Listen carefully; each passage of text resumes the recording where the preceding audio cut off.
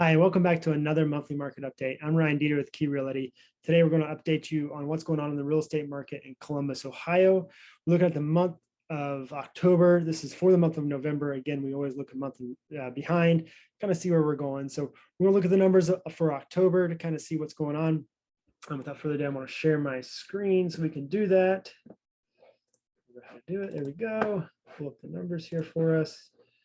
Here we go. Let's jump into October. So October 2021, the big thing that I want to kind of start out with is showing that we've actually, at this point from last year to this year in October, we actually had more closings than we have last year. And in year to date, we've also had more closings. So kind of let's start with that. We've been seeing that we've actually had more closings last year. And I know if you heard 2020 was a record year for how many closings we've had. And about this time is when things really picked up in 2020. So 2021 is still, right there with it, ahead of last year. Still seeing a lot of sales, and we're, every month, it seems like everyone keeps saying, when is it going to slow down? When is it going to slow down? And here we're seeing that it's not slowing down. In the months, every month we're seeing more and more sales. And even last week or last month, sorry, in September, we saw more sales. August, we saw more sales than last year. So every month we're, still seeing more sales than the year before here in Columbus. So, I don't see that slowing down at all. Now we are still seeing what's, some people you'll hear about the inventory shortage. And we hear that a lot. And I want to reiterate that it's not necessarily inventory shortage. So we're still seeing houses for sale, more houses sold than really we're seeing in a long time. We do still need more because we have a lot more buyers, a lot more people moving to Columbus. So we need more. We're still seeing home sale. And the problem with inventory is that if you look on a Tuesday, look at what's on for sale on a Tuesday, it's going to look drastically different than when you look on a Friday. Because typically when a realtor lists a home, it's going to hit the market on a Thursday or Friday and then be sold by Sunday if it's a desirable home at the right price point. So we're seeing that, come Tuesday, there's not much in the market, but if you look Friday, there's a good amount on the market for a buyer to choose from. Now you may have competition with those still. We're still seeing, multiple offers, and you can actually look down here of where things are selling. Are they selling over? They're really selling right at the list price for the most part. On average, so just over list price is the average, at 100% of the list price received.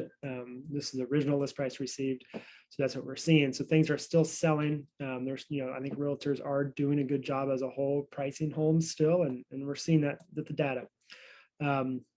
Because of that, we're seeing the average price point again come up from, 275 from last year to 298 from 298 this year. So that's an 8% increase year over year, from last year to this year. And we have a 12% increase year to date. So from last year, October 2020 to 2021, we're seeing a 12% increase there. So still seeing appreciation at a pretty high rate for the trends in the market historically.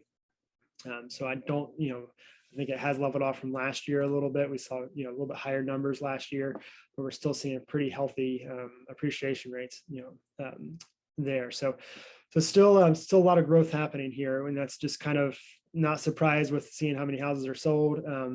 But here's the real numbers I want to kind of get into. The real, seeing the new listings versus what has sold.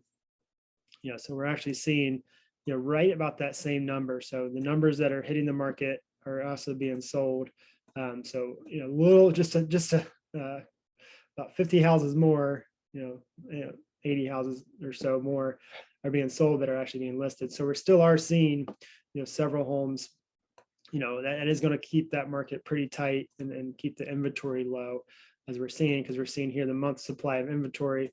Again, that goes if every house was kind of keeping these numbers, then if all these, if we keep the same numbers, no new homes hit the market, that we'd have a month of inventory for that. So which is about on par with what we're seeing the last few months. This is September.